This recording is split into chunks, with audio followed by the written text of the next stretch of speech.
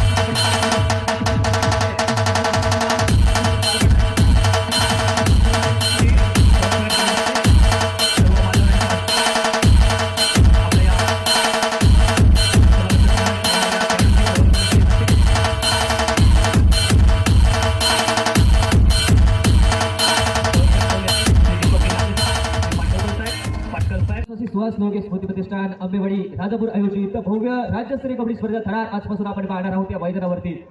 पहिला सामना उद्घाटनाचा सामना आपण पाहतोय मैदानावरती प्रेक्षणीय सामना.